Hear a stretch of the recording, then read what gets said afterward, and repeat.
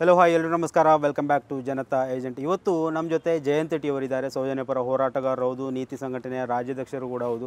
ಇವತ್ತು ಈ ಒಂದು ಪ್ರಸಕ್ತ ಸನ್ನಿವೇಶದಲ್ಲಿ ಹಲವು ಗೊಂದಲಗಳು ಮತ್ತು ಹಲವು ಕಾಂಟ್ರವರ್ಸಿ ವಿಚಾರಗಳನ್ನು ಎದುರಿಸ್ತಾ ಇರುವಂತಹ ವ್ಯಕ್ತಿ ಕೂಡ ಹೌದು. ಇವತ್ತು ನಮ್ಮ ಪುತ್ತೂರಿಗೆ ಬಂದಿದ್ದಾರೆ.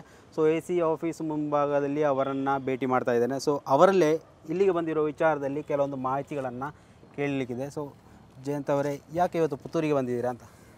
ಪುತ್ತೂರಿಗೆ ಬಂದಿರುವ ವಿಷಯ ಒಂದನೇದಾಗಿ ಮಹೇಶನ್ನ ಗಡಿಪಾರು 18/9/2025 AC ಅವರು ಒಂದು ಗಡಿಪಾರು ಆದೇಶವನ್ನು ಮಾಡಿದ್ದಾರೆ.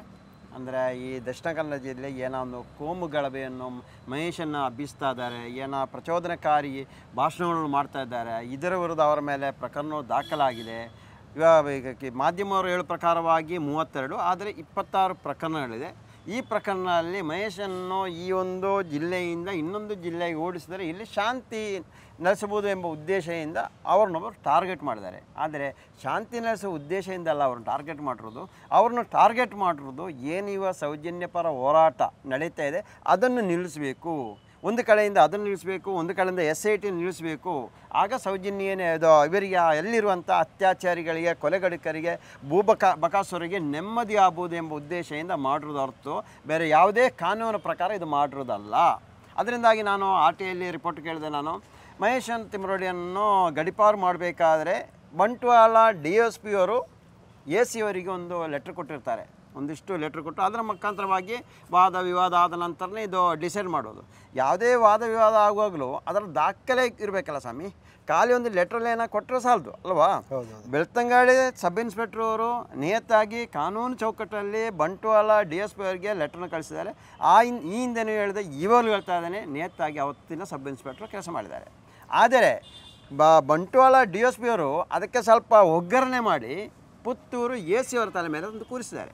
ಅದಕ್ಕೆ ನಾನು RTIಯಲ್ಲಿ ಪ್ರತಿಯೊಂದನ್ನು ಕೇಳ್ತಾ ಇದ್ದೆ. ಒಂದು 10-16 ವಿಚಾರದಲ್ಲಿ ನಿಮ್ಮ ಮೇಲೆ FIR ದಾಖಲಾಗಿತ್ತು ಅಂತ ಅದು ಹೇಳ್ತೀನಿ. ಅವಾಗ ಅದು ಒಂದು ವಿಷಯ. ಇವಾಗ ಆ ಪ್ರಕರಣವಾಗಿ ನಾನು ನೇರವಾಗಿ AC ಅವರಿಗೆ ಕೇಳಿದ್ದೀನಿ. 13 ಪ್ರಕರಣ, ನನ್ನ ಪ್ರಕಾರವಾಗಿ 16 ಪ್ರಕರಣ ಖುಲಾಸೆ ಆಗಿದೆ. ಇನ್ನು ಹೇಳ್ತೀವಿ ಟೋಟಲ್ ಇರೋದು 26 ಪ್ರಕರಣ, ಅದರ 16 ಪ್ರಕರಣ ಖುಲಾಸೆ ಆಗಿದೆ, ಖುಲಾಸೆಗೊಂಡಿರೋದು. ಆದರೆ ಅಲ್ಲಿ ಉಳಿದಿರೋದು 10 ಪ್ರಕರಣ. ಈ 10 ಪ್ರಕರಣ ಇರೋದು ಸೌಜನ್ಯ ಪರ ಹೋರಾಟದಲ್ಲಿ ಸುಳ್ಳು ಕೇಸುಗಳನ್ನು ಮಾಡಿರೋದು. 3-4 ಸುಮೋಟೋ ಕೇಸನ್ನೇ ಮಾಡಿದ್ದಾರೆ. ಈ ರೀತಿಯಲ್ಲಿ ಅವರ ಮೇಲೆ ಪ್ರಕರಣ ದಾಖಲು ಮಾಡಿದ ಹೊರತು ಏನೋ ಶಾಂತಿ ಭಂಗವಾಗುವಂಥ ಕೆಲಸವನ್ನು ಮಹೇಶನ್ನು ಮಾಡಿರೋದಕ್ಕೆ ಯಾವುದು ಅಲ್ಲಿ ಕಾಣಿಸ್ತಾ ಇಲ್ಲ. ಯಾವುದೇ ಪುರಾವೆಗಳು ಯಾವುದೂ ಇಲ್ಲ. ಈ 10 ಪ್ರಕರಣದಲ್ಲಿ ಯಾವುದೂ ಇಲ್ಲ. ಈ ಒಂದು ಕಡೆಯಿಂದ ಅದು ಇವರು ಕೊಡ್ತಾ ಇರೋದು ಗೊತ್ತಾ, 26 ಪ್ರಕರಣದಲ್ಲಿ 13 ಪ್ರಕರಣ ಖುಲಾಸೆ ಆಗಿರೋದು, ಇನ್ನೂ 13 ಪ್ರಕರಣ ಇದೆ ಅಂತ ಕೊಡ್ತಾ ಇದ್ದಾರೆ. 10 ಪ್ರಕರಣ ಅಲ್ಲ, 13, ಅಲ್ಲಿ ಒಂದು 3 ಸೇರಿಸಿಬಿಟ್ಟಿದ್ದಾರೆ. ಅಲ್ಲ, ಇನ್ನು ಖುಲಾಸೆಗೊಂಡ ಪ್ರಕರಣದಲ್ಲಿ ಏನೋ ಬೆದರಿಕೆ ಹಾಕಿ ಅದು ಖುಲಾಸೆ ಮಾಡಿ ಅದಕ್ಕೆ ಬಂದೆ. ಅದು ಇವಾಗ ಅಲ್ಲಿಂದ ನಾನು ಕೇಳಿದಂಗೆ ಸರಿ, ಈ 13 ಪ್ರಕರಣ ಖುಲಾಸೆ ಆಗಿದೆ, ಖುಲಾಸೆ ಆಗಲೋ ಕಾರಣ ಏನು ಕೊಟ್ಟಿರೋದು ಗೊತ್ತಾ? ಅದೇ ದೊಡ್ಡ ವಿಚಿತ್ರ ಆಗಿರೋದು ನಮಗೆ. ಖುಲಾಸೆ ಆಗಲೋ ಕಾರಣ ದೂರುದಾರರು ಮತ್ತು ಸಾಕ್ಷಿದಾರರು 13 ಪ್ರಕರಣ ನ್ಯಾಯಾಲಯಕ್ಕೆ ಹೋಗ್ಲಿಕ್ಕೆ ಆಗಿಲ್ಲ. ಏಕೆಂದರೆ ಮಹೇಶ್ ತಿಮ್ಮರೋಡಿ ಅನ್ನೋರ ಒಂದು ರೌಡಿ ಪ್ರವೃತ್ತಿಯಿಂದ ಅವರನ್ನು ಬೆದರಿಸಿ ಅವರಿಂದ ಎದರಿ ಇವ್ರು ನ್ಯಾಯಾಲಯಕ್ಕೆ ಹೋಗಿ ಸಾಕ್ಷಿ ಹೇಳಲಿಕ್ಕೆ ಆಗ್ತಾ ಇರಲ್ಲ ಅಂತ ಕೊಟ್ಟಿದ್ದಾರೆ ಸ್ವಾಮಿ. 13 ಪ್ರಕರಣಕ್ಕೂ ನಾನು ಅದಕ್ಕೆ ಕೇಳಿ 13 ಪ್ರಕರಣ ಒಂದೊಂದು ಕೇಸ್ ನಂಬರ್ ಹಾಕಿ ಒಂದೊಂದು ಲೆಟ್ರ್ ಮಾಡಿ ಅಂತ ಕೇಳಿದೆ. ನೋಡಿ, ಆ ದೂರುದಾರರು ಯಾರು, ಆ ಸಾಕ್ಷಿದಾರರು ಯಾರು, ಈ ಸಾಕ್ಷಿದಾರರು ಇವರಿಗೆ ನ್ಯಾಯಾಲಯಕ್ಕೆ ಹೋಗ್ಲಿಕ್ಕೆ ಆಗಿಲ್ಲ ಅಂತೇಳಿ ನಿಮಗೆ ದೂರು ಕೊಟ್ಟರು ವರದಿ, ದೂರು ಕೊಟ್ಟ ನಂತರ ತನಿಖಾ ವರದಿ. ಸರಿಯಪ್ಪ, DSP ಅವರು ಇದ್ದಪ್ಪ 13 ಪ್ರಕರಣಕ್ಕೂ ಅವರ ಮುಂದೆ 13 ಪ್ರಕರಣ ಸಾಕ್ಷಿದಾರರು ದೂರುದಾರರು ಅವರಿಗೆ ಹೇಳಿರಪ್ಪ. ಹಾಗೆ ನಿಮಗೆ ಬಂದು ಹೇಳುವಾಗ ಅವರು ಕೇಸ್ ಕೊಡಲಿಕ್ಕೆ ಆಗಲ್ಲ, ನೀವು ಸ್ವಯಂ ಪ್ರೇರಿತವಾಗಿ ಯಾವ್ದಾದ್ರು ಕೇಸ್ ತಗೊಂಡಿದ್ದೀರಾ?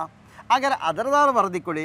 ಇಲ್ಲ, ನೀವು ಇವಾಗ ನಿಮಗೆ ಇವಾಗ ಒಂದು ಪೊಲೀಸ್ ಆಫೀಸರಿಗೆ ನನಗೆ ನ್ಯಾಯಾಲಯಕ್ಕೆ ಹೋಗ್ಲಿಕ್ಕೆ ಆಗ್ತಾಯಿಲ್ಲ, ಅವ್ರಿಗೆ ಅವರ ಬೆದರಿಕೆ ಅಂತ ಹೇಳುವಾಗ ಪೊಲೀಸ್ ರಕ್ಷಣೆ ಕೊಡಬೇಕಲ್ಲ ಸ್ವಾಮಿ. ಅದರ ಪ್ರಕಾರವಾಗಿ ನೀವು ನ್ಯಾಯಾಲಯಕ್ಕೆ ಕರ್ಕೊಂಡು ಕೊಟ್ಟರು ಅದರ ವರದಿ ಕೊಡಿ ಅಂತ ಹೇಳಿ ಈ ರೀತಿಯಲ್ಲಿ ಲೆಟರ್ನ ಹಾಕಿದೆ ಸರ್ ನಾನು. ಅಲ್ಲ, ಬೆಳ್ತಂಗಡಿಯಿಂದ DYSPಗೆ ಕರೆಕ್ಟಾಗಿ ಮಾಹಿತಿ ಹೋಗಿದೆ? ಪಕ್ಕ ಇದೆ. ಅದನ್ನು ಇವತ್ತು ಹೇಳ್ತಾ ಇದ್ದೀನಿ. ಆ ಅಧಿಕಾರಿ ಸರಿಯಾಗಿ ಕೆಲಸ ಮಾಡಿದೆ. ಆ DSP ಅವರು ಅಲ್ಲಿಂದ ಒಗ್ಗರಣೆ ಹಾಕಿ AC ಕಚೇರಿಗೆ ಬರುವಾಗ ಅದು AC ಕಚೇರಿಗೆ ಒಗ್ಗರಣೆ ಎಲ್ಲ ಆಗಿದೆ. ಅವಾಗ ಅದನ್ನು ಕೇಳಿದೆ. ನಾನು ಕೇಳಿದೆ ಗೊತ್ತಾ, DSP ಕಚೇರಿಯಿಂದ AC ಕಚೇರಿಗೆ ಬಂದಿರುವಂತ, ಅಂದ್ರೆ ಇಲ್ಲಿ ಇವಾಗ ತಪ್ಪು ನಡೆದಿರೋದು DOSP ಇಂದ ಅಂತ ಹೇಳ್ತಾ ಇದ್ದೀರಾ? ಹೌದು. AC ಕಚೇರಿಯಿಂದ ಯಾವುದೇ ಇಲ್ಲ. ನಾನು ಇವತ್ತು ಹೇಳ್ತಾ ಇದ್ದೀನಲ್ಲ, AC ಇಂದ ಏನೂ ತೊಂದರೆ ಆಗಿಲ್ಲ ಅಂತ. DC ಕಚೇರಿ ಅಂದರೆ DYSP ಕಚೇರಿಯಿಂದ AC ಕಚೇರಿಗೆ ಬಂದಿರುವಂತ ಪತ್ರ ಹೇಳಿದರೆ ಇವತ್ತು ಲೆಟರ್ ಕೊಡ್ತಾ ಇದ್ದಾರೆ. ಅದೊಂದು DSP ಕಳಿಸ್ತಾ ಇದ್ದಾರೆ, ಒಂದು ಬೆಳ್ತಂಗಡಿ ಠಾಣೆ ಕಳಿಸ್ತಾರೆ. ನಾನು ಹೇಳಿದೆ ಮೇಡ ಪತ್ರ ಓದಿದ್ದೀರಾ ಕೇಳಿದೆ. ನಾನು ಕೇಳಿದ್ರದೇನು, ನಿಮಗೆ DSP ಕಚೇರಿಯಿಂದ ಬಂದಿರೋದು, ನಿಮ್ಮ ಹತ್ರ ಬಂದಿಲ್ಲ ಅಂತ ಕೊಡಿ, ನಮಗೆ ಗೊತ್ತಲ್ಲಿ ಕೇಳಲಿಕ್ಕೆ. ನಾನು ಕೇಳಿದ್ದೀನಿ, DSP ಕೇಳಿದ್ದೀನಿ. ನೀವು DSP ಅವರು 13 ಪ್ರಕರಣದಲ್ಲಿ 13 ಟೋಟಲ್ 16 ಪ್ರಕರಣ ಇದೆ, ಅದು ಪ್ರಕರಣ ಅಲ್ಲದೆ ಸ್ವಲ್ಪ ಸೇರಿಸಿದ್ದಾರೆ. ಆ 16 ಪ್ರಕರಣದಲ್ಲಿ ನಿಮಗೆ ನೀವು AC ಕೊಟ್ಟರು ಕೇಳಿದ್ದೀನಿ, ಅವ್ರ ಹತ್ರ ಇಲ್ಲ, ಕರೀತಾ ಇದ್ದಾರೆ, ಅದು ಕೇಸಲ್ಲಿದೆ ಹಂಗಿದೆ ಅಂತ. ಯಾರಿಗೆ ಹೇಳ್ತಾ ಇರೋದು? ನಾನು ದಾಖಲೆ ಕೇಳ್ತಾ ಇರೋದು. ಇವರು ದಾಖಲೆ, ಯಾವ ದಾಖಲೆಯಲ್ಲಿ ಪ್ರಕರಣವನ್ನು ಗಡಿಪಾರಿಗೆ ಆದೇಶ ಮಾಡಿದ ಅದೇ ಪ್ರಕರಣ ಪ್ರತಿಯನ್ನು ಕೇಳಿರೋದು. ಬೆಳ್ತಂಗಡಿ ಠಾಣೆ ಕೇಳಿದ್ದೀನಿ, ಠಾಣೆಯಿಂದ ಬಂಟ್ವಾಳ DSP ಕೊಟ್ಟಿರೋದು, ಅವ್ರದ್ದು ಕೊಡಲಿಕ್ಕೆ ಆಗ್ತಾಯಿಲ್ಲ, ಒದ್ದಾಡ್ತಾ ಇದ್ದಾರೆ. ಈ ವಿಷಯವನ್ನು, ಈ ಸತ್ಯಾಸತ್ಯ ಘಟನೆಯನ್ನು ನಾನು ಜಾಲತಾಣ ಮುಖಾಂತರ ಒಂದು ವಿಡಿಯೋ ಮಾಡಿ ನಾನು ಪಬ್ಲಿಕ್ ಒಂದು ಜಾಲತಾಣ ಹಾಕಿ, ಜಾಲತಾಣ ಸುದ್ದಿ ಮಾಡಿಬಿಟ್ಟೆ, ತಾವು ಮಾಡಿರ್ಬೋದು. ಇದನ್ನು ನೋಡಿ DSP ಅವರು ದೂರು ಕೊಟ್ಟಿಲ್ಲ ನನ್ನ ಮೇಲೆ. ಅವ್ರು ಏನು ಮಾಡಿದ್ರು ಗೊತ್ತಾ, ಅವರು ಬೆಳ್ತಂಗಡಿ ಪಾಪ ಜಗದೀಶ್ ಅಂತೇಳಿ ಆ ಪೊಲೀಸವನ್ನ ಅವರು ಕರೆಸಿ ಅವರಿಂದ ನನ್ನ ಮೇಲೆ ಒಂದು FIR ಮಾಡಿಸಿರೋದು. ಅವರಿಂದ ನನ್ನ ಮೇಲೆ ಬೆಳ್ತಂಗಡಿಯಲ್ಲಿ ನಿಮ್ಮ ಮೇಲೆ ಪ್ರಕರಣ ದಾಖಲಾಗಿರುವಂಥದ್ದು. ನಾನು ಕೇಳ್ತಾರೆ DSP ಕೊಡ್ಬೋದಿತ್ತಲ್ಲ ಸ್ವಾಮಿ, ನಿಮ್ಮ ಹೆಸರನ್ನೆತ್ತಿ DSP ಅಂತಲೇ ಹೇಳಿ, ವಿಜಯ್ ಪ್ರಸಾದ್ ಅಂತಲೇ ಹೇಳಿ ನಾನು ಹೇಳಿದ್ದೀನಿ. ಅಂದರೆ ಇಲ್ಲಿ ತಪ್ಪು ನಡೆದಿರೋದು DYSP ಇಂದ ಅಂತಲೇ ನೀವು ನೋಟ್ ಮಾಡಿ ಹೇಳಿದ್ದೀರಾ? ನೋಟ್ ಮಾಡಿ ಹೇಳಿದ್ದೀನಿ. ಆಗ ಇನ್ನೊಬ್ಬನ ಏನಕ್ಕೆ ಸ್ವಾಮಿ ಬಲಿ ಕೊಡಬೇಕು? ನಿಮಗೆ ರಿಮಾರ್ಕ್ ಇಲ್ಲ, ಇವಾಗ DSP ರಿಮಾರ್ಕ್ ಇಲ್ಲ, ಈ ಜಗದೀಶ್ ರಿಮಾರ್ಕು. ನನಗೆ ಇವಾಗ ಕರೆದಿದ್ದಾರೆ, ಒಂದು ಕಡೆ ಹೇಳಿ ಸರ್ ನೀವು ಕೋರ್ಟ್ ಯಾಕೆ ಕ್ಲಿಯರ್ ಮಾಡೋದಿದ್ದೀನಿ, ನನ್ನ ಮೇಲೆ ರಿಮಾರ್ಕ್ ಆಗಿದೆ. ಇವಾಗ ನನ್ನ ಮೇಲೆ ರಿಮಾರ್ಕ್ ಆಗಿತ್ತಾನೆ, ಅದು ಯಾರು ಹೊಣೆಗಾರರು ಅಂತ ಕೇಳಿದ್ದೀನಿ. ಎಷ್ಟು ಸರಿ ಸ್ವಾಮಿ ಇದು? ಈ DSP ಅವರು ಇವತ್ತು ಮೇಲದರ್ಜೆ ಅಧಿಕಾರಿ ಮಾಡೋದ್ರೆ ಪಾಪ ಬಡಪಾಯಿ ಪೊಲೀಸ್ ಅವ್ರ ಮೇಲೆ ಹಾಕೋದು, ಅವರ ತೇಜೋದೆ ಆಗ್ತಾರೆ. ಅವರಿಗೆ ರಿಮಾರ್ಕ್ ಆಗಲ್ವಾ? ಮೇಲೆ ದಾಖಲಾಗಿರೋ ಪ್ರಕರಣ ಏನಾಯ್ತು? ಅದು ಯಾವುದು? ಅದು ಹಂಗೆ ಇದೆ. ಇವಾಗ ತನಿಖೆ ಕರೆದಿದ್ದಾರೆ, ತನಿಖೆ ಬರುವ ನಾನು ಹೈಕೋರ್ಟ್ ಏನು ಆದೇಶ ಆಗಿದೆ ಅದೇ ಕಾಪಿ ತಗೊಂಡು ಕೊಟ್ಬಿಡ್ತೀನಿ. ನಾನು ಹೇಳಿ ಸತ್ಯ ಆಗಿದೆ, ಅವ್ರು ಹೇಳೋ ಸುಳ್ಳೊಂದಾಗಿದೆ ತಾನೆ. ಇವಾಗ ಯಾರ ಮೇಲೆ ಕ್ರಮ ಹೇಳ್ಬೇಕು? DSP ಮೇಲೆ ಕ್ರಮ ಹೇಳ್ಬೇಕು ತಾನೆ. ಆಗಿರೋದು ಪಾಪ ಅಯ್ಯೋ ಪಾಪಿ ಪೊಲೀಸರು ಸಿಕ್ಕಾಕಿದ. ನಾನು ಹೇಳ್ತಾ ಇರೋದು ಪೊಲೀಸರೇ, ನಿಮಗೂ ಹೇಳ್ತಾ ಇದ್ದೀನಿ, ಹೋಗಿ ನಿಮಗೂ 8 ಮಕ್ಕಳಿದ್ದಾರೆ, ಯಾರೋ ಮೇಲಧಿಕಾರಿ ಅವ್ರು ಹೇಳ್ತಾ ಇದೀವಿ ಅಂತೇಳಿ ಅವರ ಇದಕ್ಕೋಸ್ಕರ ನೀವು ಕೆಲಸ ಮಾಡಬೇಡಿ. ನೀವು ಕಾನೂನು ಚೌಕಟ್ಟು ನಿಮ್ಮ ಕೆಲಸ ಏನಿದೆ ನಿಮ್ಮ ಕೆಲಸ ನೀವು ಮಾಡಿ ಅಲ್ವಾ? ಅದೊರ್ತು ಇನ್ನೊಬ್ಬರನ್ನು ತೇಜ ಎಷ್ಟು ಸರಿ ಸ್ವಾಮಿ ಇದು ನೋಡಿ. ಇವಾಗ ನಮ್ಮೊಟ್ಟಿಗೆ ಇವರು ಇದ್ದಾರೆ, ಒಟ್ಟಿಗೆ ನಿಂತು ಇವರೇ ತುಂಬ ನಾನು ಆರ್ಟಿಯಲ್ಲಿ ಒಬ್ಬನಿಗೆ ಆಗ್ತಾಯಿದೆ. ಅದಕ್ಕೆ ಅಲ್ಲೆಲ್ಲರಿಗೂ ಡಿವೈಡ್ ಮಾಡಿಕೊಡ್ತೀವಿ. ಈ ಒಂದು ಸೌಜನ್ಯ ಹೋರಾಟ ಬಂದ ನಂತರ ಎಲ್ಲರಿಗೂ ಡಿವೈಡ್ ಮಾಡಿಕೊಟ್ಟು ಎಲ್ಲರೂ ತುಂಬ ಜನ ಇದೆ ಕರ್ನಾಟಕದಲ್ಲಿ, ತುಂಬ ಜನ ಸೇರಿಸಿಬಿಟ್ಟು ಈ ಕೆಲಸವನ್ನು ಮಾಡ್ತಾ ಇದ್ದೀವಿ. ಅವರಿಗೂ ಮುಖಾಂತರ ಒಂದು ಧನ್ಯವಾದ ಹೇಳ್ತೀವಿ. ಯಾಕಂದ್ರೆ ಇವರೆಲ್ಲ ಮಾಡಿದ್ದಕ್ಕೆ ನಮಗೆ ಇವತ್ತು ತಲೆ ಎತ್ತಿ ನಡೆಯುವ ಪರಿಸ್ಥಿತಿ ಬಂತು. ಇಲ್ಲ ನಾನೊಬ್ಬನೇ ಆದರೆ ಏನು ಮಾಡಲಿಕ್ಕೆ ಆಗ್ತಾಯಿಲ್ಲ. ನಾನು ಹೇಳ್ತೀನಲ್ಲ, ಬೇಕಾದ್ರೆ ಇವರು ಈ ಧರ್ಮಸ್ಥಳ ಸೌಜನ್ಯ ಪ್ರಕರಣ ಹೊರಟ್ರೆ ಇವರು ಏನು ಬೇಕಾದ್ರೂ ಮಾಡ್ಬೋದು. ಅದಕ್ಕೆ ನಾನು ಹೋದರೂ ನಾನು 100 ಜನರಿಗೆ ಮಾಹಿತಿ ಕೊಟ್ಟೆ ಬಂದಿರೋದು. ಇದೇ ಥರ ಕಾರಣ ಮೂಲೆಯಲ್ಲಿ ಜನ ಬೆಳೆಸ್ತೀನಿ, ಅದು ಖುಷಿ ಆಗ್ತಾಯಿದೆ ಒಂದು ಕಡೆಯಿಂದ. ಇನ್ನು SIT ವಿಚಾರಣೆ ಸಂದರ್ಭದಲ್ಲಿ ಕೆಲವೊಂದು ಅಹಿತಕರ ಘಟನೆ ನಡೆಯಿತು ಹೇಳಿ ನೀವು ಒಂದು ವಿಡಿಯೋ ಮಾಡಿ ಹಾಕಿದ್ರಿ. ಹೌದು, ಕೆಲವೊಂದು ವಿಚಾರಗಳು ಸಾಮಾಜಿಕ ಜಾಲತಾಣದಲ್ಲಿ ದೊಡ್ಡ ಮಟ್ಟದ ಸುದ್ದಿ ಆಗ್ತಾ ಇದೆ. ಹೌದು. ಸೊ ಅದರ ಬಗ್ಗೆ ಏನು ಹೇಳಿಕೆ ಇಚ್ಛೆ ಬರ್ತೀರಾ ಅಂತ? ಅಂದರೆ SIT ವಿಚಾರಣೆಗೆ ಕರೆದು ಅಲ್ಲಿ ಕೆಲವೊಂದು ಅನಾಚಾರಗಳು, ನಿಮ್ಮ ಮೇಲೆ ದೌರ್ಜನ್ಯಗಳು ನಡೆದಿದೆ, ಇದು ಯಾವುದು ಕೂಡ ನೀವು ಆ ಒಂದು ಸಂದರ್ಭದಲ್ಲಿ ಇವಾಗ 2 ತಿಂಗಳಾಯಿತು, ಆ ಒಂದು ಸಂದರ್ಭದಲ್ಲಿ ಹೊರಗಡೆ ಹಾಕಿರಲಿಲ್ಲ. ಯಾವ ಕಾರಣಕ್ಕೆ ಅದು ಹೊರಗಡೆ ಹಾಕಿರಲಿಲ್ಲ ಮತ್ತು ಇವಾಗ ಯಾಕೆ ಈ ಒಂದು ವಿಚಾರವನ್ನು ಪ್ರಸ್ತಾಪ ಮಾಡ್ತಾ ಇದ್ದೀರಾ ಅಂತ? ಸರ್ 4/9/2025 ಒಂದು 2:30 ಹೊತ್ತಿನ ಹಿಂಗೆ ಒಂದು ಕರೆ ಬಂತು. ಕರೆ ಪ್ರಕಾರವಾಗಿ 3:30 4 ಗಂಟೆ ಹೊತ್ತು SIT ಕಚೇರಿಗೆ ಹೋದೆ. ಆವಾಗ ಹೇಳಿ ಏನೋ ನಿಮ್ಮ ಹತ್ರ ದೂರು ದಾಖಲೆ ಎಲ್ಲ ಇಟ್ಕೊಂಡು ಬನ್ನಿ ಅಂತ. ಅದರ ಪ್ರಕಾರವಾಗಿ ನಾನು ಪದ್ಮಲತಾ ಪ್ರಕರಣ ಅದೇ ಥರ ಕರೆ ಮಾಡಿದ್ಯಾರು ನಿಮಗೆ? ನನಗೆ ಅಲ್ಲಿ SIT ಆಫೀಸರ್, ಹೌದೌದು, ಸುಕುಮಾರ್ ಅಂತ ಹೇಳಿ ಒಬ್ಬರು ಕರೆ ಮಾಡಿರೋದು. ಅದರ ಪ್ರಕಾರ ಹೋಗಿ ನಾವೆನಿಸಿದಲ್ಲಿ ಒಂದು ಬುರುಡೆ ವಿಷಯ ಅಲ್ಲ, ಅಷ್ಟು ದೊಡ್ಡ ನಾನು ಆ ವಿಷಯ ಇಲ್ಲಿ ಇಲ್ಲ, ಅದಕ್ಕೋಗಿ ನಾವು ತಲೆನೂ ಕೆಡಿಸಿಲ್ಲ. ಆದರೆ ಅಲ್ಲಿ ಹೋಗಿ ಪತ್ರ ನೋಡಿದ್ರೆ ಏನಪ್ಪ ಇದೆಲ್ಲ ಡೀಟೇಲೇ ಬರೀ. ನಾನೊಬ್ಬ ಹೋರಾಟಗಾರರಾದಕ್ಕೆ ನನಗೆ ಅಲ್ಲಿ ಒಂದು ನಂಬಿಕೆ ಇರುವವರು ಎಲ್ಲ ಮಾಹಿತಿಯನ್ನು ಕೊಟ್ಟಿದ್ದಾರೆ, ಯಾರು ಏನು ಎಲ್ಲವೂ ಕೊಟ್ಟಿದ್ದಾರೆ. ಅದರಲ್ಲಿ ಒಂದು 20 ಜನರ ದೂರವಾಣಿ ಸಂಖ್ಯೆ 20 ಜನ ಡಿಟೇಲ್ ಬರೆದು ಕೊಟ್ಟಿದ್ದೀನಿ ನಾನು. ಯಾವ ರೀತಿ ಅತ್ಯಾಚಾರ ಮಾಡಿ ಯಾರ್ಯಾರನ್ನ ಹೆಂಗೆ ಕೊಲೆ ಎಲ್ಲ ಕೊಟ್ಟಿದ್ದೀವಿ ಸ್ವಾಮಿ. ಇದು ಕೊಟ್ಟೋದಕ್ಕೆ ಇವರಿಗೆ ಉರಿ ಆಯ್ತು ಅಂತ ಗೊತ್ತಾಗ್ತಾ ಇಲ್ಲ ನನಗೆ. ಕರೆಸಿದ್ರು, ಫಸ್ಟಿಗೆ ಒಂದು ಕ್ಯಾಮ್ರಾ ಇರೋ ರೂಮಿಗೆ ಕರೆಸಿ ಆಮೇಲೆ ಅಭಿಷೇಕ್ ಇದ್ದ, ಅವನೊಂದು ಮಾತಾಡಿಸಿದ. ಅವನು ಕೇಳುವಾಗ ಪಾಪ ಅವನಿಗೆ ಗೊತ್ತಿರಲ್ಲ ಈ ಬಿಡೋ ವಿಷಯ. ನಾವಿಬ್ಬರು ಹೋಗಿ ವಿಡಿಯೋ ಮಾಡಿದ್ವಿ ಅಂತೇಳಿ ನಾವೇನು ಹೋಗಿ ವಿಡಿಯೋ ಮಾಡಿರೋದು ಬೇರೆ ಯಾವುದೋ ಕಾಡಲ್ಲಿ ಅಂತ. ಹೌದು, ಆ ಕಾಡು ಅಲ್ಲ, ಒಂದು ರಸ್ತೆ ಬದಿ ಒಳಗೆ ಹೋಗ್ಲಿಕ್ಕೆ ಆಗಿಲ್ಲ. ಅವತ್ತು ಕಾಡಿಗೆ ಹೋಗೋಣ ಅಂತ ಹೋದೆ, ಅಲ್ಲಿ ಆಗಿಲ್ಲ. ಮತ್ತು ಲಾಸ್ಟಿಗೆ ಅವನೇ ಒಂದು ಏನೋ ಅದು ಈ ಚೀಲ ಏನಂತ ನೋಡ್ತಾ ಇರುವಾಗ ಅದೊಂದು ವಿಡಿಯೋ ಮಾಡಿ ಅವ ಏನೋ ಒಂದು ಹಾಕಿದ್ದಕ್ಕೆ ಇಷ್ಟೆಲ್ಲ ವಿಷಯ ಆಗಿರೋದು. ಅಷ್ಟೊಂದೇ ಕೆಲವೊಂದು ಮಾಧ್ಯಮರು ಇಲ್ಲ ಜಯಂತ್ ಅಭಿಲಾಷ್ ಒಂದು ವಿಡಿಯೋ ಮತ್ತು ಬುರುಡೆಗೆ ಲಿಂಕ್ ಮಾಡಿ ಹಾಕಿರೋದು. ಆ ಬುರುಡೆ ವಿಡಿಯೋನ ತೆಗಿಲ್ಲ, ಆ ವಿಡಿಯೋ ನನ್ನ ಹತ್ರ ಇರಲ್ಲ. ಈ ಒಂದು ಲಿಂಕಲ್ಲಿ ಇವರಿಗೂ ಅಧಿಕಾರಿಗೂ ಸ್ವಲ್ಪ ಇದಾಯಿತು. ಇದಕ್ಕಾಗಿ ಇಲ್ಲ ಇವನೇ ಮಾಡಿರೋದು ಅಂತೇಳಿ ನನ್ನ ಇನ್ನೊಂದು ರೂಮಿಗೆ ಕರ್ಕೊಂಡೋಗಿ ಮಂಜುನಾಥಿಗೆ ಸೈಮನವರ ಮಂಜುನಾಥಿಗೆ ಬಟ್ಟೆ ಬಿಚ್ಚಿಸಿ ಅಂತೇಳಿ ಆ ನಂತರ ಇವನ್ನು ಕರ್ಕೊಂಡು ಚಿನ್ನನೂ ಕರೆಸಿ ಅವನ್ನು ಬಟ್ಟೆ ಅವನಿಗೆ ಗೊತ್ತು ನಾವು ಓಡಾಡ್ತೀವಿ ಅಂತ, ತಪ್ಪು ಮಾಡೋದು ನಾವೇನಕ್ಕೆ ಬಿಡಬೇಕು, ಅದಕ್ಕೂ ಅವನ್ನು ಬಟ್ಟೆ ಬಿಚ್ಚಿಸ್ಬಿಟ್ಟು ಚಿನ್ನನಿಗೆ ಹೊಡೆದು, ಚಿನ್ನನಿಗೆ ಹೊಡ್ಲಿಕ್ಕಿಲ್ಲ ಇವಾಗ ಆರೋಪಿ ಆದ್ರೆ ಅವನು ಹೊಡ್ಲಿಕ್ಕಿಲ್ಲ ಇವಾಗ, ಅದರ ಪ್ರಕಾರ ಅವನಿಗೆ ಹೊಡೆದು ಅವನಿಂದ ನನ್ನ ಮೇಲೆ ಹಲ್ಲೆ ಮಾಡಿರೋದು. ಈ ರೀತಿ ಹಲ್ಲೆ ಮಾಡಿ ಅವ್ರು ತುಂಬ ಖುಷಿಯಾಗಿದ್ದು. ಅಷ್ಟೊತ್ತಿಗೆ ಅಂದರೆ ನಿಮ್ಮ ಮೇಲೆ ಹಲ್ಲೆ ಮಾಡಲಿಕ್ಕೆ ಪೊಲೀಸರೇ ಸೂಚನೆ ನೀಡಿದ್ದ ಅಥವಾ ಆತನೇ ಹಲ್ಲೆ ಮಾಡಿದ್ದ ಅಂತ? ಸ್ವಾಮಿ ಅವನಿಗೆ ಹೊಡೆದ್ಬಿಟ್ಟು ಕೇಳು ಅಂತ ಹೇಳ್ತಾರೆ, ಯಾರು ಈ ಸೂತ್ರಧಾರಿ ಅಂತ. ಯಾರು ಮಾಡ್ರು? ನಾನೇ ನಿಮ್ಮ ಮುಂದೆ ಅವನಿಗೆ ಥಳಿಸಿದ್ದಾರೆ ಪೊಲೀಸರು? ಹೌದು, ನನ್ನ ಮುಂದೆ ಹೊಡೆದಾರೆ, ನಾನು ಸಾಕ್ಷಿ ಇದ್ದೀನಲ್ಲ. ಹೌದು, ಇನ್ನೇನು ಬೇಕು ಅದಕ್ಕಿಂತ ಸಾಕ್ಷಿ? ಮೊನ್ನೆ ಯಾವುದೋ ನ್ಯಾಯಾಲಯಕ್ಕೆ ಒಂದು ರಿಪೋರ್ಟ್ ಕೊಟ್ಟಿದ್ದಾರೆ, ಆರೋಗ್ಯವಂತರಾಗಿ ಏನ ಸರ್ ನನ್ನ ಮುಂದೆ ಹೊಡೆದವತ್ತವನ್ನ ಏನು ತನಿಖೆ ಇದಕ್ಕೆ ಹಾಸ್ಪಿಟಲ್ ತಗೊಂಡೋಗ್ಯಾರ?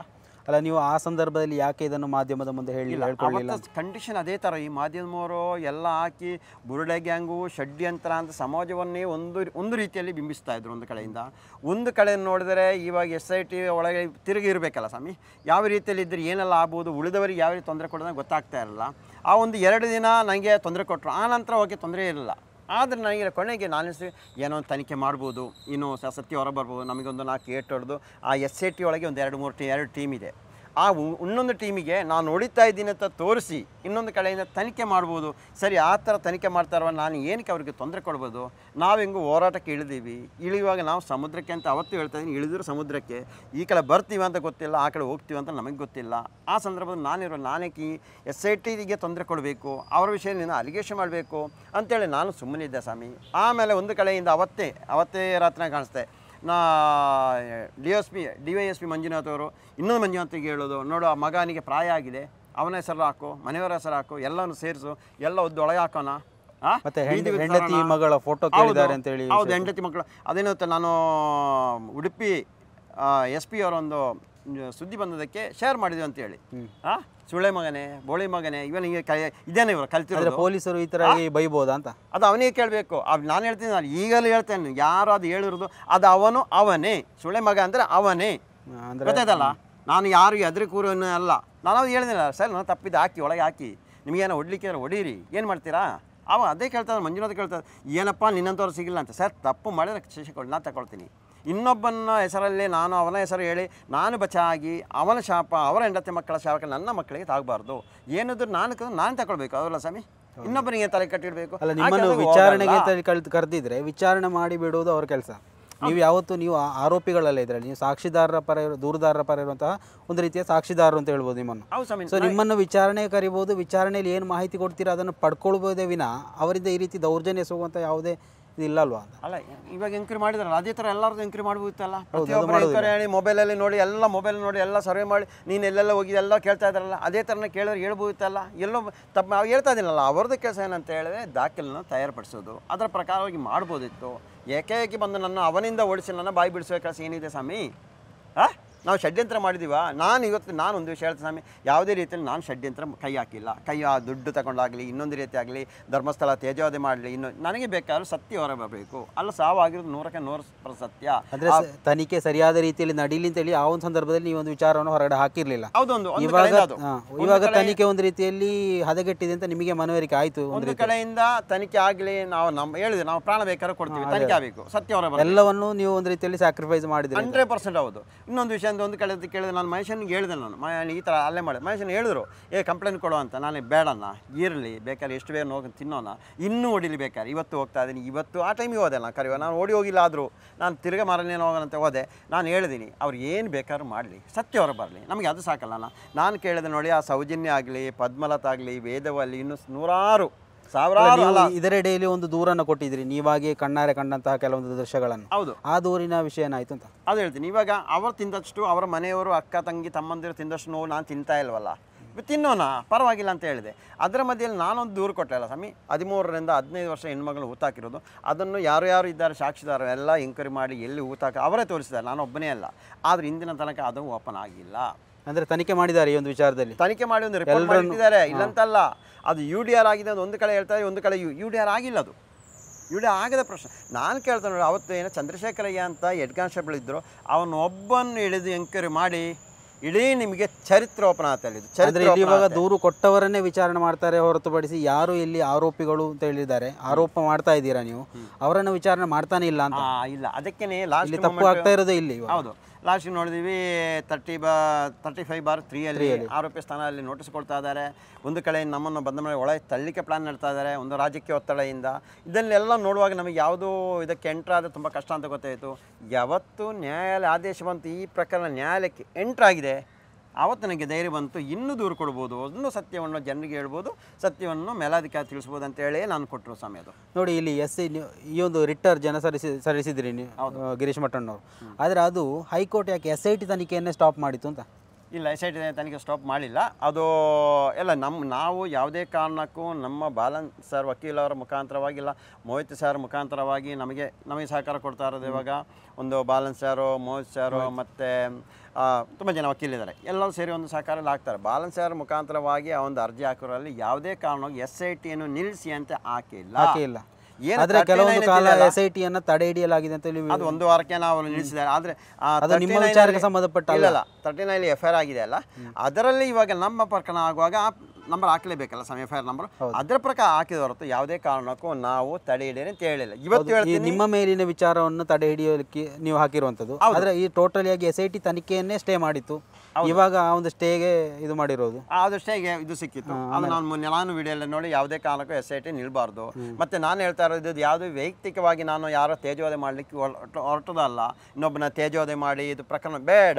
ಸತ್ಯ ಏನಿದೆ ಆ ಸತ್ಯವನ್ನೇ ನಾನು ಹೇಳಿರೋದು. ಇಂದಿನ ತನಕ ಅದನ್ನೇ ಹೇಳ್ತಾ ಇರೋದು. ಅದಲ್ಲ ಅಂತ ಹೇಳಲಿ ಅವ್ರು ಬೇಕಾದ್ರೆ. ನನ್ನ ಮಗಳನ್ನ ಕರೆಸಿಬಿಟ್ಟು, ಮಗಳು ಕಾರಲ್ಲೇ ಕೂತಿದ್ದಳು, ಅವಳನ್ನು ಕರೆಸಿ ಒಳಗೆ ಕರೆಸಿ ಅವಳನ್ನು ತನಿಖೆ ಮಾಡಬೇಕಾದ್ರೆ 3 ಸಾರಿ ತನಿಖೆ ಮಾಡಿದ ನಂತರ ಅಮ್ಮನಿಗೆ ಕೇಳಿದವರು ತನಿಖೆ ಎಂಕ್ವೈರಿ ಮಾಡ್ಬೋದಾ ಅಂತ ಆ ಮನೆಯವರ ಕೇಳಿದ್ರಂತೆ.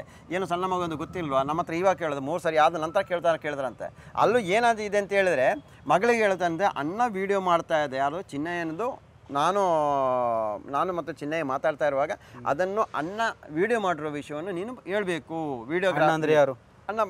ನನ್ನ ಮಗ, ನಿಮ್ಮ ಮಗ ಮಾಡಿರೋದು ಅವಳಿಗೆ ಹೇಳ್ತಾ ಇರೋದು. ಇದೇನಕ್ಕೆ ಸ್ವಾಮಿ ಬೇಕಿದೆಲ್ಲ? ಅದು ಅಲ್ಲದೆ ಪ್ರಕರಣ ಅಲ್ಲಿ ಇವಾಗ ಸ್ಟೇಟ್ಮೆಂಟ್ ಎಂಡ್ ಮಾಡಿಲ್ಲ ಅವರು. ಯಾವ್ದು ತುಂಬ ಜನ ಸೈನ್ ತಗೊಂಡಿದ್ದಾರೆ, ನಮ್ಮವರದೆಲ್ಲ ಸೈನ್ ತಗೊಂಡ. ಅಂದರೆ ಸ್ಟೇಟ್ಮೆಂಟ್ ಅವರೇ ಬರ್ಕೊಂಡು ನಿಮ್ಮಲ್ಲಿ ಸೈನ್ ತಗೊಳ್ಳೋದು ಅವರು? ಅಲ್ಲ, ಟೈಪ್ ಮನೆಯವರದೆಲ್ಲ ಅವ್ರು ಟೈಪ್ ಮಾಡಿ ಕೇಳೋದ ಟೈಪ್ ಮಾಡಿ ಸೈನ್ ಎಂಡ್ ಮಾಡಬೇಕಿತ್ತು, ಎಂಡ್ ಮಾಡಿಲ್ಲ.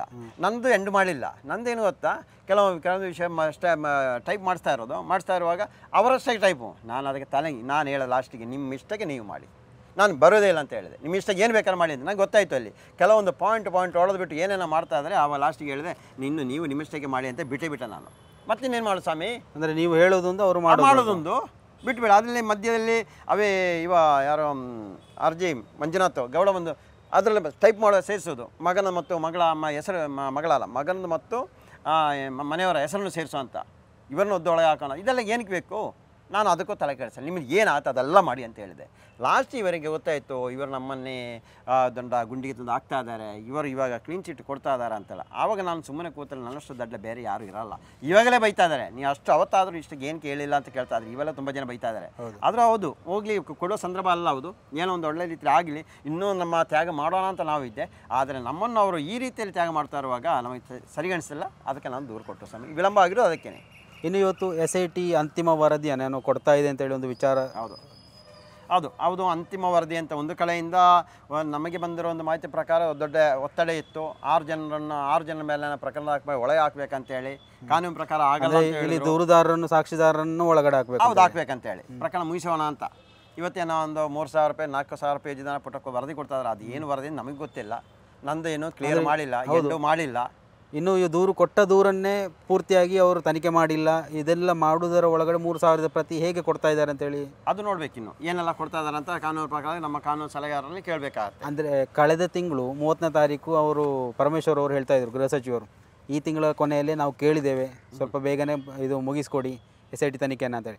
ಆದರೂ ಕೂಡ ಕೆಲವೊಂದು ಸಾಮಾಜಿಕ ಜಾಲತಾಣದಲ್ಲಿ ಈ ಒಂದು ವಿಚಾರದ ಬಗ್ಗೆ ಧ್ವನಿ ಎತ್ತಿದಂಥ ಸಂದರ್ಭದಲ್ಲಿ ಅಂದರೆ ಇದು ಆದಷ್ಟು ಬೇಗ ಹೇಗೆ ಮುಗಿಸ್ತೀರಾ ನೀವು ಅಂತ ಕ್ವಶನ್ ಕೇಳಲಾಗಿತ್ತು.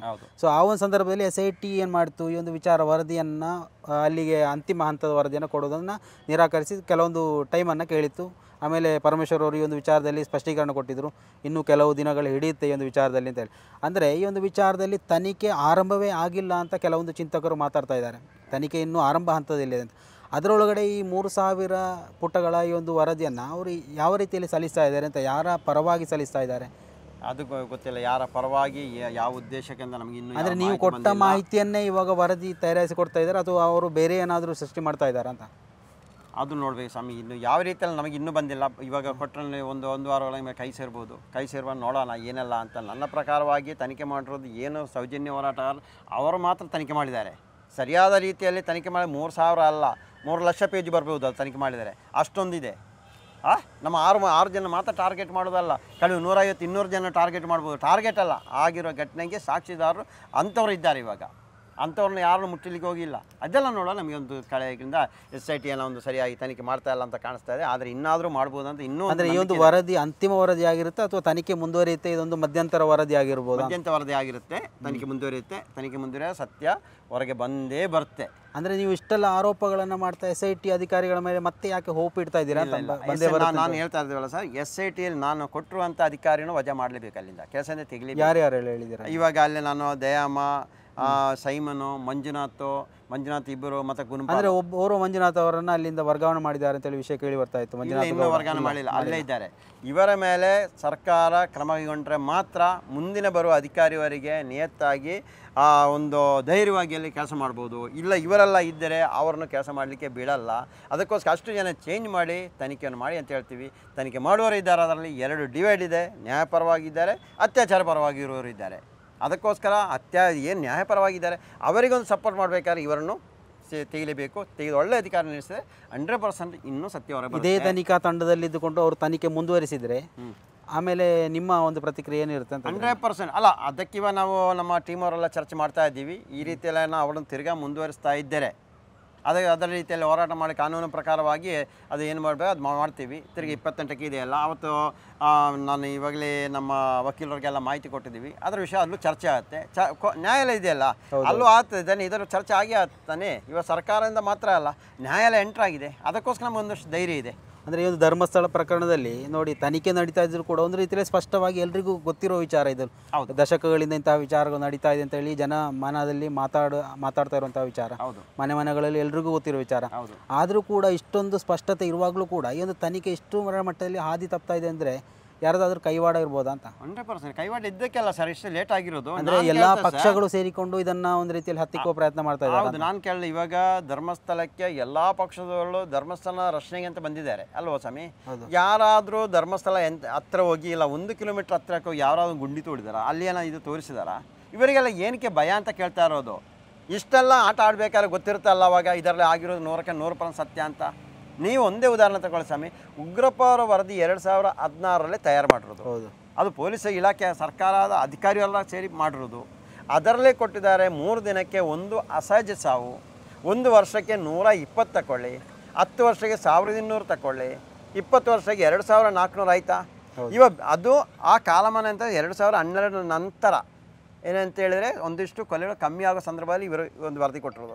ಹಾಗೆ 2012 ಹಿಂದಕ್ಕೆ ಇಲ್ಲ 2014 ಏನು ಭೀಮಾ ಹೋದಲ್ಲ ಅದಕ್ಕೆ ಹಿಂದಿನ ದಿನಗಳಲ್ಲಿ ಆ 95 ಎಷ್ಟು ಆಗಿರ್ಬೋದು. ಅಲ್ಲಿ ಸ್ಥಳೀಯರು ಹೇಳ್ತಾರಲ್ಲ ಸ್ವಾಮಿ, ಊತ ಹಾಕಿರೋದು ಬೇರೆಯೇ, ಊತ ಹಾಕಿರೋದು ಎಷ್ಟು ಬೇಕಿತ್ತು ಕಾಡಲ್ಲಿ, ಎಷ್ಟು ಬೇಕಿತ್ತು ಆ ಸ್ಥಳೀಯರು ಹೇಳ್ತಾ ಇದ್ದಾರೆ.